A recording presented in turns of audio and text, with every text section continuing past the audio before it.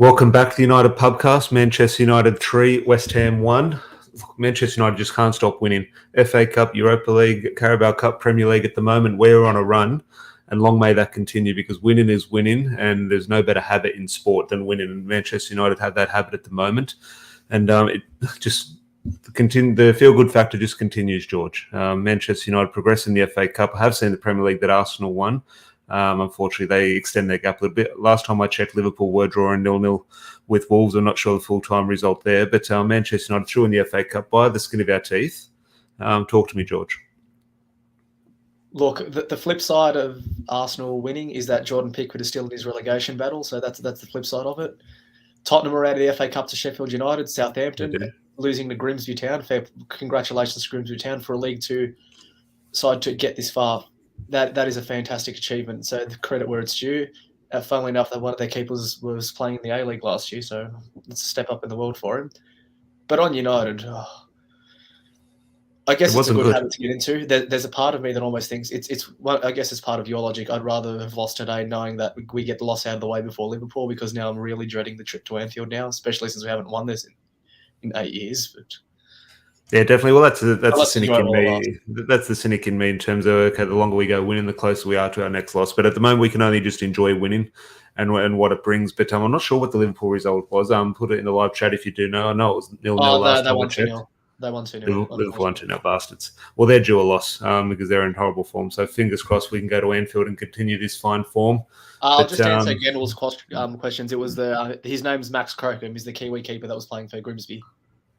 Okay. Yeah, no, fair play to Grimsby and Southampton. My God, they're in a mess, and they're still holding on to that manager. I think Nathan Jones is still in charge. No, he's not. He's been sacked. No, he's been sacked.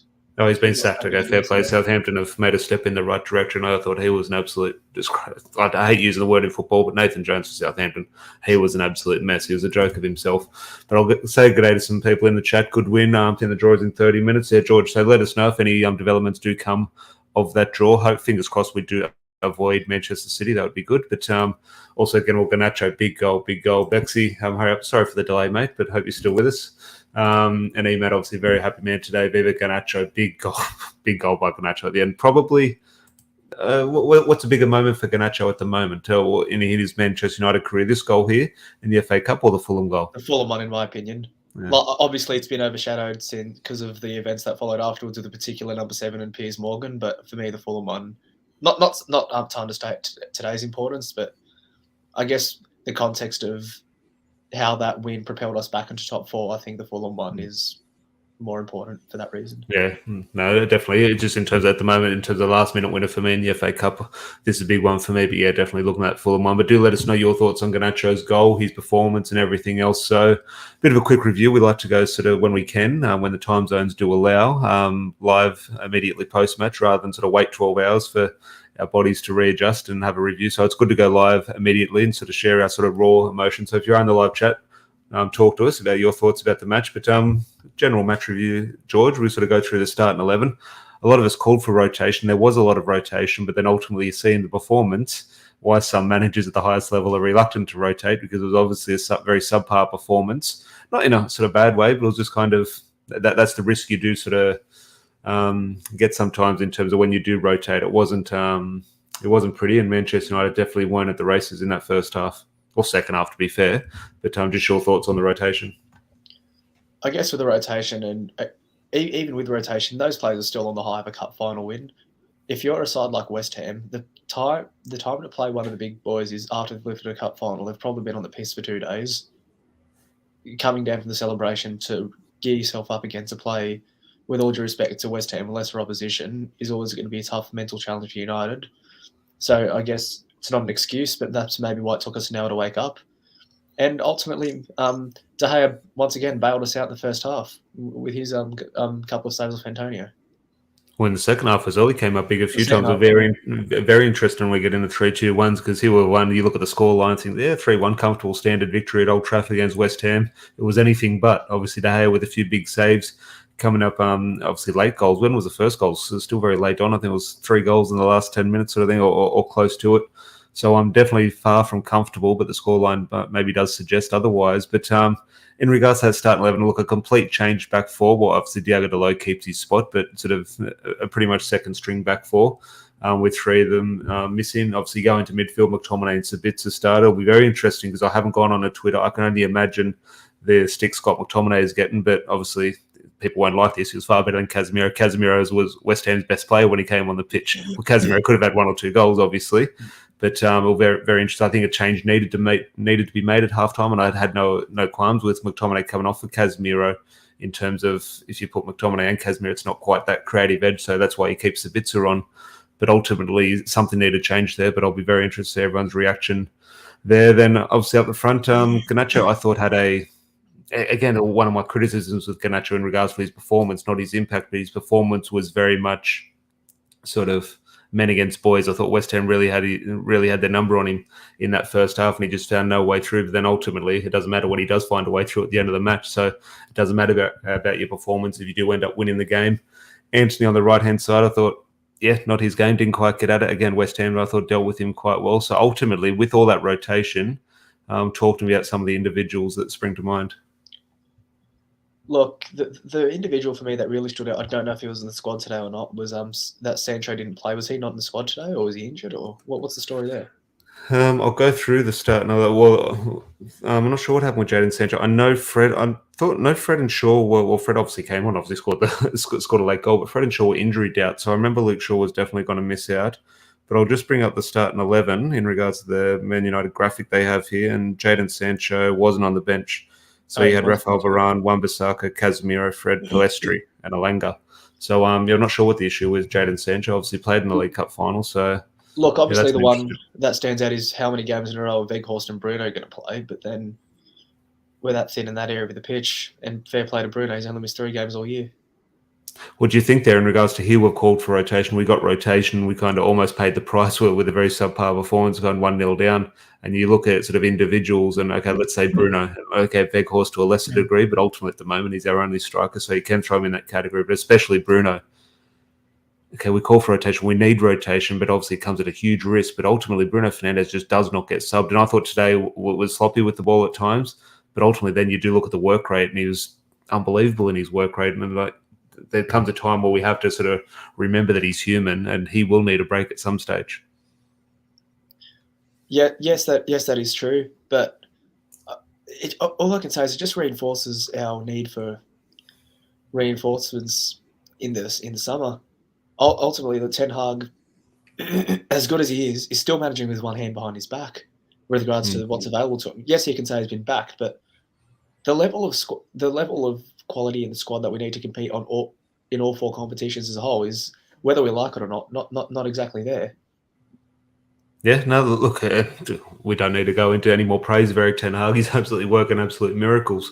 But you're completely right in regards to that.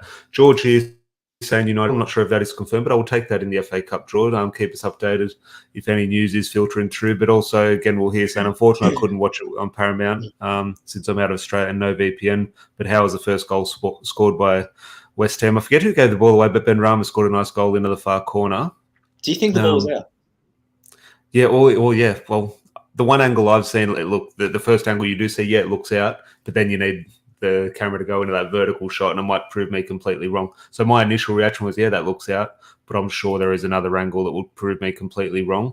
I'm not sure, but ultimately Manchester United, you'd have to say probably deserved to go 1-0 down. Sorry, what was that? You'd have to say probably over the balance of play, especially considering the first half as well, that West Ham probably took a deserved lead. United will probably deserve him to go 1-0 down. I'd say so. The biggest chances in the game, or the biggest chance in the game leading into that, was Antonio's one-on-one with De Gea, which he made a meal of. But in saying that, great save by De Gea. But based on who did have the ball in the final third and the clear-cut chances, yeah, you'd have to say it was a deserved lead. Yeah, definitely. Well, Rob here, completely, regardless of deserving nature or not, massive result, and that is all we care about as Man United fans. But before we get into 3-2-1s and sort of one or two other sort of talking points, just in regards to that starting 11, ultimately they've got the job done.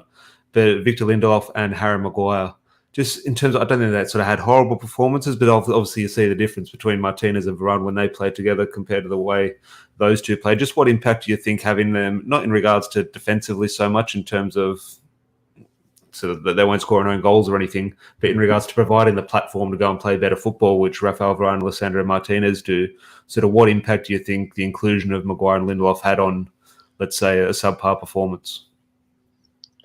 Well, originally what that does with Maguire and Lindelof, they both don't have good recovery pace, so therefore we're already playing 10 yards down further back in the pit on the pitch. So that means the gap between our midfield and our defence is increased. Therefore, when you don't have Casemiro when that's going to come back and pick up the ball for back four, Maguire and Lindelof are forced into a long ball looking for Weghorst on his chest, and 9 times out of 10, doesn't matter how good the striker is at hold or play, you're going to lose that ball. And then even with the persistence from playing out of the back, Maguire or Lindelof don't really have that technical ability to beat a player or receive a pass under pressure if they absolutely have to. I mean, not that a centre-back should have to do that, but that's the step up in quality that you get with Varane and Martinez. You saw De Gea when Lindelof and Maguire would play the ball to him off a goal kick. It was almost like De Gea may as well just taken the goal kick himself, because he went long almost every time afterwards, or inevitably led to triangles between the two centre-backs and the goalkeeper that ended up with a long ball trying to hit Garnacho or Weghorst. I think the performance across individuals across the whole pitch was just very sort of disjointed. I don't think anyone was horrible, but it just seemed like everyone was sort of playing different games. We've got players who are used to playing with Varane and Martinez. They're playing a different game. Maguire and Lindelof, they're playing different games to the people in front of them, and it was just very disjointed. And Rob here just sort of reiterating the point, needed rotation, but big drop in quality. I think ultimately, had many discussions about rotation throughout the match with people, and ultimately this is why we can't rotate. Well, yes, you're right, that's why we can't rotate, but ultimately you do have to rotate. And if you're in a position where you rotate and we don't play as well, if you win, job done. That's ultimately a very good sign. Fingers crossed with investment and transfer markets in the future, we can rotate a little bit more comfortably. But ultimately we did have to rotate.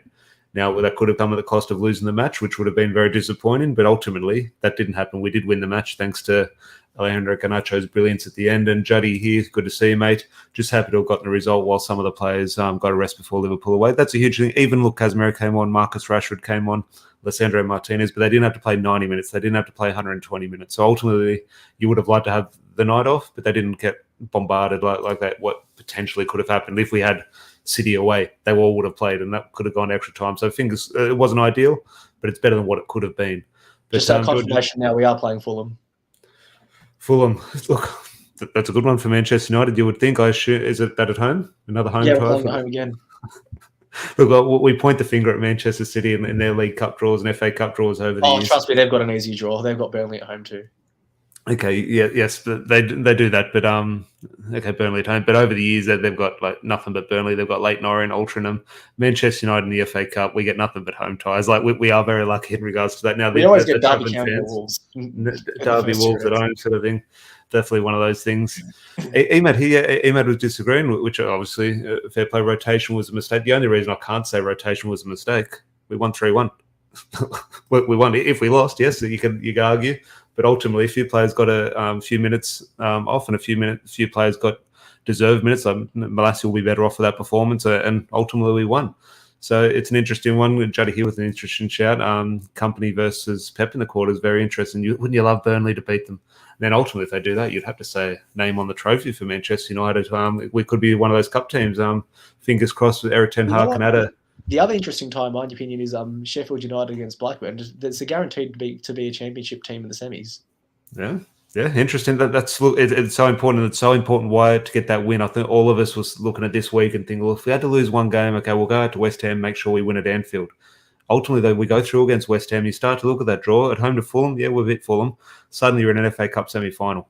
And ultimately, you're one step, well, obviously that is at Wembley, unfortunately, but you're one step closer to the big game at Wembley and another trophy. So ultimately, we're in a very good position now. Forget top four, forget Liverpool, forget the Europa League. We have a trophy in the bag in the League Cup, and we're spitting distance from Wembley in regards to potentially winning an FA Cup. So that would be a fantastic achievement, more than a fantastic achievement by Eric Ten Hag. But George, before we get into 3-2-1, is there any talking points in and around the match you want to bring up?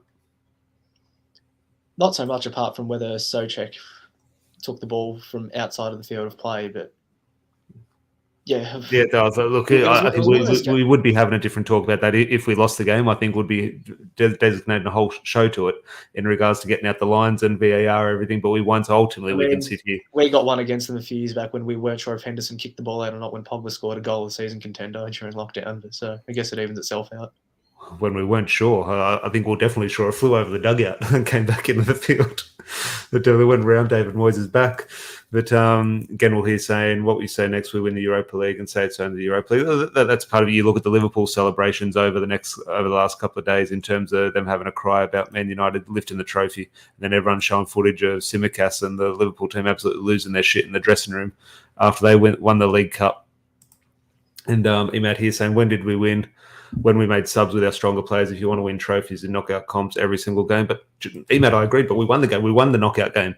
Like that's the thing. It would have been a mistake if we lost, but ultimately we did go through in the next round. So ultimately, one or two players did get a rest. I think that benefits them ahead of the Liverpool match. But I do share that sentiment. But ultimately, if we played everyone every single week this week, and ultimately in the last 4 games of the season, they're all out on their feet and we lost, would look back and think, well, why didn't we rest players in this game? So I share the frustration, but ultimately Erik ten Hag got a bang on, in my opinion, in terms of when the result falls in your favour. You can't fault the manager. I think he got it completely wrong and need a stronger bench. Completely agree here. And that'll come. Obviously, there does need to be improvement in the starting 11 and ultimately the bench as well. But if you're winning along the way, you're definitely going to take that. So, George, we'll go into 3-2-1s, and this is an interesting one because I thought Garnacho's performance wasn't bad, but it was just, West Ham got the better of him. Ultimately, though, a match-winning goal for me, he has to go close to 3 points for me in regards to the impact on this match. If this doesn't go in, we're still playing extra time football now. So for me, I'm looking at Garnacho for 3 points. But in regards to a performance over the whole match, in the importance of the match, David De Gea for me. Again, I hate to bring the goalkeeper up in this in regards to 3 points. I want to look at the players who score goals and get on the ball. But for me, David De Gea again. So just your thoughts in regards to 3-2-1s. And in the live chat, do let us know as well. I do agree with you with De Gea. And the reason I say that is because, yes, Garnacho scored the match-winning goal, but we're not in a position to be able to score a match-winning goal were it not for De Gea. It'd be 3-0 otherwise. So, I agree with you, De Gea for 3 points. And for 2 points, no one else really stood out. Garnacho gets the match-winning goal. You've got to give it to him. Emad here, Garnacho was given man of the match. Yeah, I heard Alan Keegan say that. And look, I wouldn't disagree. I want to give Garnacho the 3 points. Of course, match-winning goal for me. I haven't gone to watch the replays. I'm going to go spend the next 2 hours watching the goal. It was a brilliant goal as well. Ultimately, the performance by David De Gea, I just think, not just saves. I think those 2 or 3 big saves, like chances where West Ham should have scored. And ultimately, their goal moments. So for me, I am going David De Gea 3 points, but Garnacho's hard done by there. So I'm going to Garnacho straight for the 2 points. The 1 point is interesting. Now, I'm not throwing this man's name up for a definite point, but someone we haven't mentioned in this podcast, but I think just worth a bit of a shout in regards to coming in doing a job for rotation. I thought Terrell Malacia. I'm not saying a point. Maybe you can agree with me or not, but I just said in rotation, coming in doing a job, giving Luke Shaw a night off. I thought Terrell Malacia did well. The other name I would have put forward is Sabitzer, because over the night, well, he didn't play all 90 minutes, but the 83 minutes that he did play, he was the most combative player in midfield. He was pretty much our only goal with shot and target that forced a real save out of Areola beforehand. On another day, if you're shooting against Jordan Pickford, that's a goal. But no one else really stood out to me apart from Sabitzer, and that was a rotated side. The first time he's played that long in a United shirt. I'd be going Sabitzer. What would you say about your man in regards to... Look, I wouldn't disagree with Sabitzer there. I'm looking at Troy Malacia. Your man up front, again, maybe didn't have the goal to lead towards, but Weghorst. And sometimes I feel bad in terms of praising someone for work rate. But ultimately, the work rate is very important in terms of the job Erik ten Hag has given him. So just your thoughts on Weghorst's performance, because at the moment... we can't rotate him with anyone. We don't have Anthony Martial to give Weghorst the night off. Weghorst is in the Bruno category of having to play every single week. So just your thoughts on the big man up front.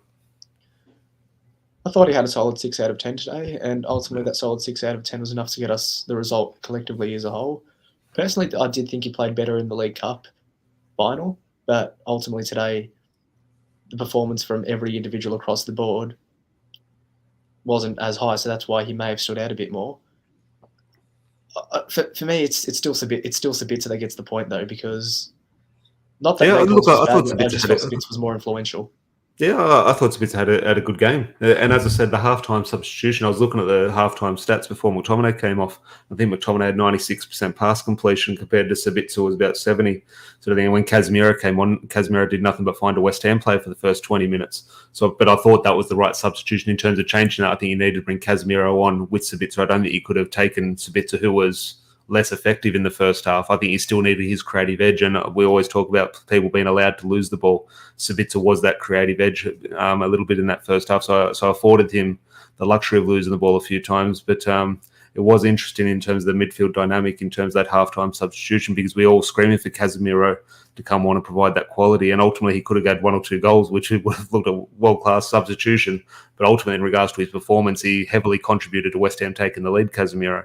And look, that's nothing but I hate criticising Casemiro because he's the best in the world. I absolutely love the guy. But ultimately, today wasn't his day. You would have preferred potentially to be 2 or 3 goals up at half-time and not have to bring Casemiro on, give him the night off. But I'll put it down to maybe he's had a few drinks over the last couple of days. But look, let's go. Ryan here saying Garnacho for 3 and have 2. Yeah, I definitely wouldn't disagree, but we have switched it around. And Eric Ten Hag, yes, if Eric Ten Hag was up for points in the way we do these, he'll be running away with the thing. I think Marcus Rashford is quite clear at the moment. I think Lissandro Martinez and actually Christian Eriksen is still up there. Christian Eriksen is obviously eventually going to fall away, but Lissandro Martinez and Marcus Rashford are definitely high up on that list. So we'll go, look, Sabitzer for 1 point, Alejandro Garnacho for 2 points, and David De Gea for 3 points. But ultimately, George, going through in the FA Cup, we said at the start of the show, winning is winning, and that is a very good habit to have, because ultimately the players are going on in the field. Eric Ten Hag's walking into the dugout with their chest out, standing 10 foot tall. There was no fear in me when we went 1-0 down. I thought, yeah, no, we'll win. We'll get through. I thought it might be an extra time, but I just have a faith in this group of players to be able to get the job done, even when they're not at it. And my God, they weren't at it today. But again, deserved. I could see a path through, and they found it. Were we fortuitous to get that path back? Yes, but ultimately you man your own luck. You keep peppering West Ham's goal. Eventually, unfortunate events for West Ham, such as a GARNACHO's shocking defending. Let's be real, and that opens it up for us. Last year, when we were playing most of the game in front of our own box, and we'd have, maybe 1 or 2 chances, you don't necessarily get that luck. But by consistently peppering the goal, really going after the game the way Ten Hag wants us to, and dominating the ball, you will eventually make your own luck like that. And therefore, that's when winning becomes a habit. Yeah, definitely. Just on Garnacho, because again, I want to go back and watch his goal, because I love a sort of late curler into the far corner. In regards to, I think Anthony's doing very well, and I think Anthony's doing a job for Eric Ten Hag that maybe us with our untrained eye maybe don't sort of appreciate as much as Ten Hag. So I think Anthony is so important to him. But ultimately, in terms of the way we view performances, sometimes I could do a little bit more. Could he play like this? Could he play like that? Ultimately, we're sort of blessed with options out wide, especially on the left. Obviously, Garnacho plays out there, does well when he comes on. We've got quality in Jadon Sancho, and obviously probably the best player in the league in Marcus Rashford. Alejandro Garnacho, I wouldn't hesitate with throwing him on the right-hand side. Now, I do have huge concerns over him in terms of the way he performs over 90 minutes, and I'm not playing him over Anthony over 90 minutes. But ultimately, could you see a situation with Garnacho, if Anthony's not quite at it, where he's next off the cab on the right-hand side? But from my memory, he just doesn't seem to get that nod to play on the right. He's always on the left, but I don't see any sort of harm trying him on the right from time to time. I could see that personally, and the reason I say that is because he's competent enough with both feet that he can put a defender in 2 minds in a way which is better than what I think that's the thing in terms of providing that bit of a threat on the outside as well. 100%. Like, a lot of our frustration with Anthony comes now that defenders are smart enough and they've caught onto him, so they're just daring him to take the line. He never does. The next step in Anthony's game doesn't need to be fantastic with his right foot, but just good enough to put a doubt in defender's mind. Yeah. Yeah, no, and I think that's what Garnacho will do, because, okay, Garnacho in regards to quality in terms of the build-up play, maybe not quite there, but in terms of providing a threat and a fear for defenders, which is probably more important than playing football, he definitely has that, and long may that continue. And ultimately, if he scores these goals, that's going to give him confidence. So next time he gets the ball, I don't think he's going to start at Anfield, but if he gets the ball at Anfield against Trent Alexander-Arnold off the back of a match-winning goal, first thing he's going to do is run at him. And I'm just thinking that's ultimately going to be a good thing. So looking ahead to Liverpool, obviously Larry and I will do a preview a little bit closer to kickoff, which is coming around quick, but we will do a preview ahead of, in my opinion, always the biggest game of the season when Man United go to Anfield. off the back of the League Cup, and then obviously some rotation and subpar performance in the FA Cup. Are you expecting anything different or any sort of shock by Erik ten Hag going to Anfield? Not necessarily. I'm expecting to see the same starting lineup from the League Cup final. Potentially Sancho comes in for Anthony if he's fit, but otherwise I don't expect to see too many changes from what started on Sunday. Yeah, it'll be hard. Yeah, I think, and look, that'll be harsh on Sabitzer, I think, but I think in regards to the way, but again, do we potentially look at Liverpool and say, well, yes, it's Liverpool, yes, it's a tough game, which of course it is, but do we potentially look at it and say, usually would say, okay, Fred, okay, to provide that energy to go break up play and be that defensive sort of tool for Manchester United, but could we actually go there and say, well, hang on, they're shit.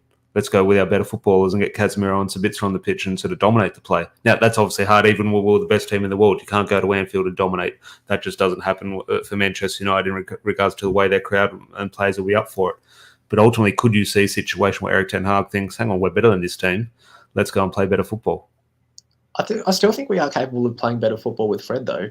And you still need, regardless of whether we like it or not, or like we all hate Liverpool, obviously, but they will be up for that first half hour, and whether we win or lose that game is all going to be, or in all big games, is determined in how well you can match the intensity in the first half hour, and then the talent will take over. And if talent has the opportunity to take over, we will win the match, because at the moment we're a far better football team than they are. But we need to match them for intensity and enthusiasm in that first half hour, and that's where Fred's going to be crucial. Yeah, definitely good shout. And I would assume, I'm just going to ask you a question. I assume this is straightforward. Aaron Wan-Bissaka's first choice right back? Whether he's first choice right back or not, I don't know, but I think he starts against Liverpool. Yeah, I mean in regards to this match ahead of Liverpool for away at Anfield. I think he has to start, yes, because who have they got? Is Diaz back for that game, I think? Luis Diaz? I haven't seen him in a while. I know he had an injury a few months ago. I think he may be back for this game, so... as long as Darwin Núñez plays, I'm happy. Like a more defensive option there, and especially when you've got good footballers like Martinez and Varane next to him, you can afford to carry Wan-Bissaka in the team.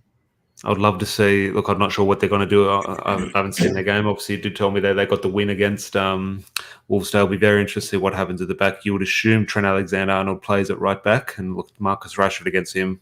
Yes, please. And if they don't, if Jurgen Klopp shits the bed and doesn't want to play Trent there, who's the next option there to play James Milner? Yes, please, even more. So ultimately, I think, look, I would love Mark. I don't think he's scored away at Anfield. I don't think he potentially has in his time. You know, I know Jesse Lingard got one in a defeat once. And ultimately, our last win... Was it 2015 the last time we won there? Our last win was Van Gaal's second season. Wayne Rooney scored a late goal at the Anfield Road end. It was the end of the 2015-16 season 16, yeah. in the white kit. The season, one matter won at the season before in Van Gaal's first. Van Gaal won both trips to Anfield. But Suki here saying Weghorst is amazing. I hope he stays at the moment. He's putting his own best foot forward to stay at Manchester United 100%. And I definitely wouldn't disagree. It'll be very interesting. Does Martial go? Does Harry Kane come in? Does Osimhen come in? That'll obviously play a huge part in Weghorst's future. If we're like, it was the same point that I made when I wanted Weghorst at the start of the year. Regardless of how good our first choice striker is, we still need a backup. And Weghorst, for me, is a more than capable backup. Well, you say backup, George. We probably need a third backup in regards to, at the moment, he's our only one. And yeah, I think you do. Now, it's not 1999. He's that's willing to take that reserve role, and he's doing more than enough of a job at it. Yeah, definitely. Look, at the moment, now things change, and obviously our targets will come in, and that'll change my opinion. But at the moment, as things stand, 100%, if I can get Weghorst on a 2-year contract or something, he's happy to play a bit-part role. Sign him up 100%. Again, we're saying Delo for me. Yeah, look, for me, it's a flip of a coin. At the moment, I lean towards Wan-Bissaka for this trip to Anfield, but I'm not going to lose any sleep if Diogo Delo is that man for me. And in regards to another loan option, we need to sign Sabitzer on a permanent deal. Ryan says so much quality and definitely under the radar. Yeah, I think he's proven a really sort of shrewd signing by Erik ten Hag on loan. Will be very interesting. I think that will come down to Bayern Munich. Do Bayern Munich want him or not? I think that'll be. I think Manchester United will try and go. I assume spend. I don't know. It's say 40, 50 million for him. What does Bayern want to do, and what does he want to do? So I think Manchester United will definitely want to get that done. It could be out of our hands potentially. Just your thoughts on Sabitzer's future? Look, Sabitzer's actually impressed me, because I remember when we played against Leipzig a few years back in the Champions League, he did not impress me at all. I did not rate him at all. I've been on this podcast saying I don't really want him when we've talked about him before. But since he's come in, I've had nothing but praise for him and he's proved me wrong, and I'm really happy that he has. And The only thing that's annoyed me about the Sabitzer deal is that we had to wait until Eriksson got injured before we even did anything. Yeah. We needed an extra reinforcement regardless. Yeah, no, definitely that does concern me. Even the signings that have worked out, a Sabitzer signing, which has worked out, Casemiro was not part of the plan. As brilliant as he is, and probably sort of end up more important than what Frankie de Jong would have been, he wasn't part of the plan. You just think Erik ten Hag needs to start getting what he wants when he wants. Ultimately, it was still very reactionary. Is that going to change under new owners? Potentially. Are we going to have new owners? Potentially not. Who knows what's going to happen? That's going to be discussions for the future. Andrew, he's saying Weghorst presses from the front non-stop running. Not the most attractive or fast, but hard worker. Nothing but praise from him. Yes, in terms of his traits, we could improve a little bit. But ultimately, all we ask for these players is to give their all, and Weghorst does that 100%. And Andrew also saying Sabitzer is a good change for Casemiro. I want to see them play more in regards to sort of develop a bit of a relationship. At the moment, it's a bit start between them in regards to, obviously Fred comes in and then once suspended, then Casemiro is suspended, sort of thing. It is a bit tricky, but hopefully they can get some chemistry and familiarity over the next couple of weeks. But until then, George, at the moment, as I said at the start and throughout, winning is winning. At the moment, we weren't at it today. And how many times under Sir Alex Ferguson over the last 30 years, United weren't quite at it, but what did we do? We went and won the match. And ultimately today we've done that, and that is a good sign. Now, there has been times under Jose Mourinho, Van Gaal, or Solskjaer, we didn't play well, and we said, well, we didn't play well, but we won. That's a sign of a good team. We just said that because that's the expression. Well, that we didn't truly believe it. But now today, we didn't play well, but we won. But we truly believe that's a sign of a good team. And I think that is a good feeling to have. 100%, absolutely. I remember there was one particular game that you've talked about quite a lot. Was Van Gaal's season or second season against Norwich when we won 1-0. We think, poor performance, but ultimately we got a key result in the top four race. So I think it was Juan Mata's goal in the fifth minute. No, that was almost the opposite. I know exactly what you mean. It was almost the opposite, though, because, how much would I have been celebrating a last-minute Juan Mata goal away at Norwich? But ultimately, at full time, we were sitting at the pub at Scruffy Murphy's. It was a late Sunday night kickoff, I think. It was 11 o'clock. The one thing I remember is Louis Van Gaal walking out in sunglasses before kickoff. That's one thing. It was that game. Yeah, it was that game. But you imagine the celebrations there of a late winner by Juan Mata on the road. The celebration should have been massive. At full time, there was 10 of us sitting at the pub, and we just said, God, go home. Like, after a win, there was a real anger and frustration towards that performance. That was after a win, let alone a draw or a loss. But we have come a long way from Louis Van Gaal's football. But they were a hell of a pair of sunglasses. But also, we'll finish on this one. I think all of his signings have been great. Anthony has time but needs to step up. Hopefully he hits all of them. Can't hit all of it. Some signings won't work out. Some of Jurgen Klopp's, Pep Guardiola, some of Sir Alex Ferguson signed. I'm sure there is a percentage. There was a stat that came out in terms of proper success. It's like 30% of managers' signings prove a proper success. And Erik ten Hag is probably about 80% at the moment. You think maybe 90% time will tell how all the signings do sort of fall into place. But ultimately, you can't fault anything Erik ten Hag has done with Manchester United at the moment. But George, before we wrap up, anything else? Just reminder, Spurs being Spurs. Great 1-0 loss to Sheffield United. Your daily reminder, Jordan Pickford is back in the relegation zone after their 2-0 loss to Arsenal. Yeah, because I'm getting in the mood now. I want to see Arsenal drop points, obviously, because we're looking at a potential title race, and the only way we're in a title race if Arsenal drop 1 or 2 games. I've conceded we're not winning. I've conceded we're not winning the title. Obviously we're not winning the title, but in terms of you just want that little bit of a hope to keep the season going. So I thought, Arsenal, Everton, this is the game in hand. What can Everton do? Now, I don't know if Jordan Pickford was at fault for any of the goals, but ultimately he's conceded 3. So I'm going to point the finger at Jordan Pickford and just think, I hope he goes down. Now, yes, and then next year would I want Everton in the Premier League potentially, but Jordan Pickford, I hope he goes down. The thing I'd love even more is that he gets or he goes down, and then Chelsea will sign him as their first choice, and then him and Potter can cop just as much shit as each other. Could Chelsea join them? Could Chelsea join them? Well, I think they have Leeds this way. Leeds at home. Now, look, they'll beat Leeds at home, but I said exactly the same thing when they had Southampton at home. Now, there will come a time where Chelsea win a match. That'll happen. Southampton win matches. Grimsby beat Premier League opposition. So there will come a time where Chelsea win, and it'd have to be this week against Leeds, you would think. But ultimately, if they lose again, they fall out of the top half of the table. And I'm not sure what the stat is. I'm not sure when this stat came up. I'm not sure if it's current or it was a couple of weeks ago, but they've won 2 out of their last 16. Yeah, they've won 2 out of the last 16, and they've scored 6 goals in the last 12 games. That is lower than anyone else in the league. See, 2 out of the last 16, that's not form. That's half a season. That's the best part of half a season. Now, I'm just thinking to win 2 games in half a season is it's not form. That's I'm not scared because I like that, but that's scary if you're a Chelsea fan. You know what pisses me off? They're going to play us in when do we play them? A month or so? I think we played Chelsea quite late. I think Okay, not good, not because really late, they in the would have last got the month, win I out of think. the way by then. Yeah,